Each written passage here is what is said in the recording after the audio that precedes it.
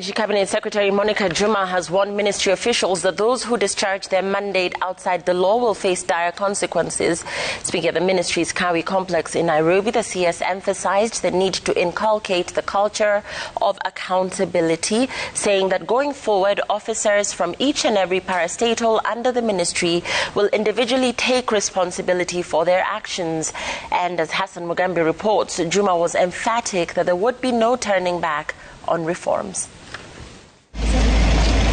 At the Ministry of Energy Kawi complex in Nairobi, Cabinet Secretary Monica Juma arrived Friday for a closed-door meeting with top ministry officials that lasted close to an hour and a half. Speaking during a press conference that followed the meeting, the CS emphasized that those who do not discharge their mandate will be dealt with accordingly, asking everyone in her ministry to brace themselves for rapid reforms to be implemented immediately. Situations can change. Preferences can change, there are all manner of circumstances. So we are not coming to this lightly. I think that's very important to know. We are not coming to this lightly. She pointed out that in the recent past, the energy sector has suffered great losses occasioned by laxity, indicating that going forward, accountability will be key. The energy sector is at a tipping point, and the only choice we have is to turn it around. And that is why I have said, and wish to repeat this again, these reforms are irreversible.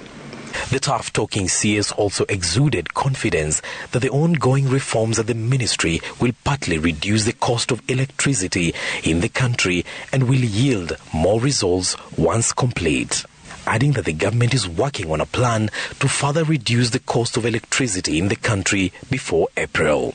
This is part of the 30% reduction promised by President Uhuru Kenyatta late last year to help ease the economic burden on Kenyans. The government announced a 15% reduction in power tariffs this month. I want to assure all Kenyans that we are determined to see these reforms through and are focused to make affordable energy a reality for all Kenyans. Juma also saying that more heads will roll in the different parastatals within the ministry, where a high-level investigation into alleged sabotage in the recent national power outage is going on. The pylons in Naivasha, if they had come down, it would have taken us a minimum of 4 weeks to get this country alight. That is the scale of risk we are talking. So I think let people not be flippant about this. It is serious, and it is going to be taken with the seriousness it deserves. Already 9 senior Kenya Power Company officials are in court in connection with the incident, with Juma hinting that more parastatals are likely to follow suit. So it's not about KPLC or KTRAC or whatever. We are going to look at every weak point and work towards strengthening that point.